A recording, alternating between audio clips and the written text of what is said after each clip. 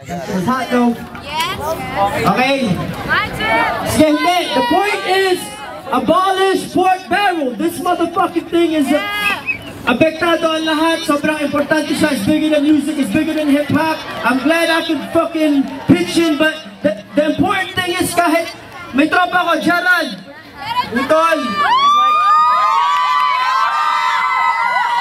kahit ang mga kabataan ngayon, they're not stupid, they're smart, they're paying attention. We need to teach the next generation to pay attention. Same way na, pati ako ay natututo ngayon kasi dati wala akong kaalam-alam kung anong nangyayari sa aking kapaligiran dahil sa aking mga kasamahan at lagi ko katugtugan ng mga tropa. Lahat tayo ay sama-sama sa paglaban sa corruption. Jero! Talk to them.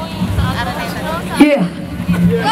Marami ang nanunungkulan sa gobyerno ang kurakot, hindi matitinola at sila puro buraot. At kahit magbago ay hindi pa rin uhupa. Mga tao sa paligid ay talagang pinapahupa. Ang galit sa puso ay hindi matatanggal. Kaya ang Pilipinas di pa rin makatagal. Sa hirap ng buhay, kailan ba makakaraos? Hindi pa rin tapos sa kalsada ay namamaos. Magwelga ka man, hindi ka nila pakikinggan. Lahat na nakaupo, mahirap ay tinatawanan. Ni kailan, hindi lahat sila nakikinig.